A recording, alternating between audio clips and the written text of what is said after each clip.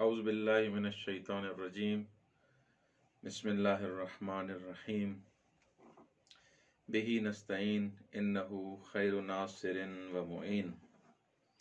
سورہ بقرہ کے بارے میں ہماری گفتگو ہے۔ ہم نے درس گزشتہ میں سورہ بقرہ کے بارے میں یہ بیان کیا کہ سورہ بقرہ میں سے مضامین کے بارے میں گفتگو کی گئی ہے۔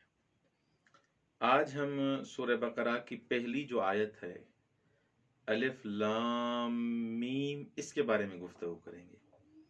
جیسا کہ آپ جانتے ہیں کہ اس سورہ بقرہ کا جو آغاز ہو رہا ہے وہ حروف مقطعہ سے ہو رہا ہے۔ حروف مقطعہ یہی کٹے ہوئے الفاظ، بریدہ الفاظ کو حروف مقطعہ کہا جاتا ہے۔ یعنی مثلا آپ جب پڑھتے ہیں الف لام میم کاف ہا یا عین، یعنی ان الفاظ کو آپس میں ملاتے نہیں ہیں، ان الفاظ کو آپس میں نہیں ملاتے، الگ الگ پڑھتے ہیں، جدا جدا پڑھتے ہیں، کٹ کٹ کے پڑھتے ہیں۔ اسی وجہ سے ان حروف کو حروف مقطعہ کہا جاتا ہے۔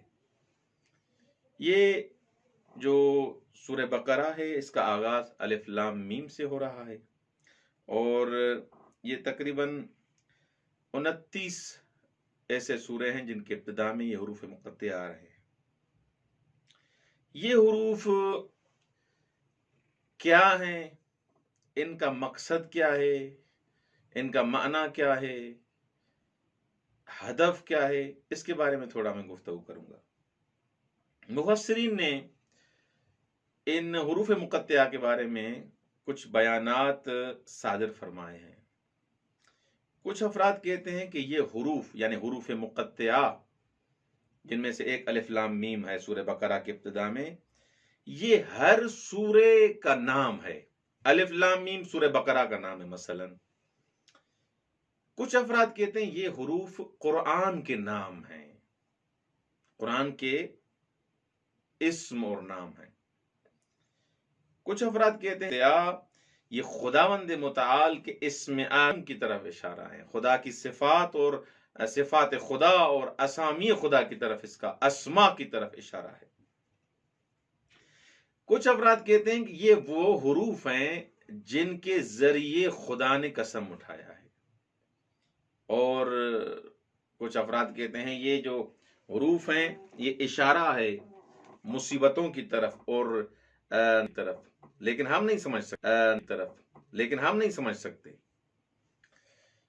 اور ایک نظر یہ ہے ان حروف مقطعات کے بارے میں، وہ یہ کہ یہ حروف معجزہ ہیں، اور لوگوں کو یہ بتایا گیا ہے کہ یہ قرآن ان معمولی حروف سے بنایا گیا ہے، یہ کوئی الگ حروف نہیں ہے، یہی حروف ہیں، لیکن پھر بھی یہ قرآن معجزہ ہے۔ تم میں طاقت ہی نہیں ہے کہ ان حروف جیسے بھی تم حروف لا سکو، اتنے یعنی پاورفل الفاظ اور لفظ ہیں یہ۔ اور یہ حروف جو ہے ان کو کھینچ کے پڑھا جاتا تھا، کیونکہ وہ افراد جو کافر تھے، یہودی تھے، رسول خدا کی گفتگو کو نہیں سنتے تھے، تو اس انداز سے پڑھ کے ان کو چپ کرایا جاتا تھا۔ اور ایک نظر اس کے ان حروف مقطعات کے بارے میں یہ ہے کہ یہ جو حروف ہیں، مضامین جو تھے سوروں کے، ان مضامین اور سبجیکٹس کی طرف اشارہ ہے کہ اس سورے کا موضوع یہ ہے، اور اس موضوع سے مربوط ہے یہ حرف مقطعہ۔ اچھا، کیوں؟ یہ کہاں سے سمجھیں آپ؟ کہہ رہے ہیں کہ کچھ ایسے سورے ہیں جن کے ابتدا میں یہ جو حروف مقطعہ ہیں، دوسرے سورے میں جب دیکھا کہ ایک جیسے لفظ آئے ہیں حروف مقطعہ، دونوں کے مضامین کو جب ہم نے کمپیر کیا تو ایک جیسے تھے۔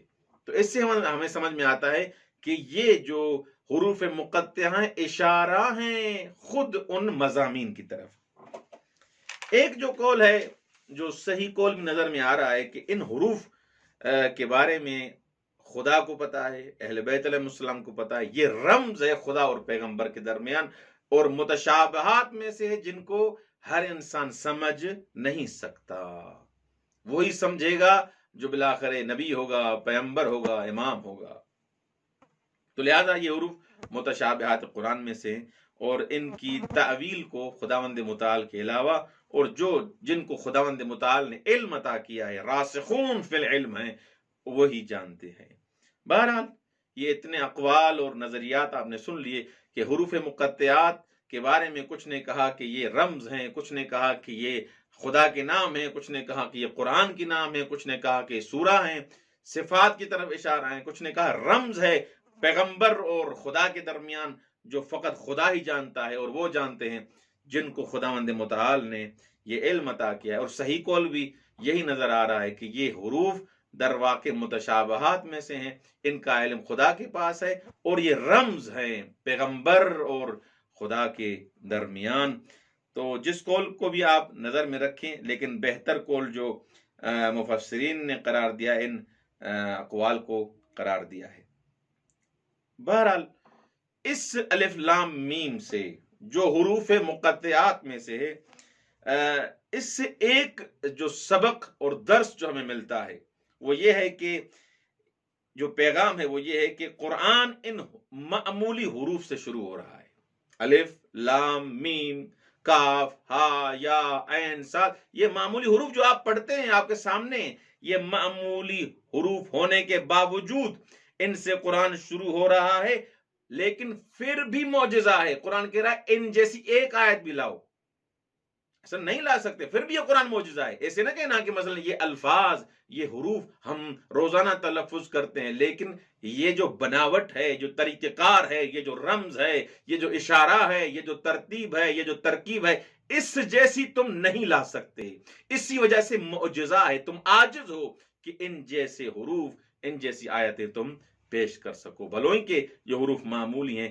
لیکن جب قرآن کے کالم میں، ٹیمپلیٹ میں یہ آ جاتے ہیں تو کوئی بھی ان جیسی آیات نہیں لا سکتا۔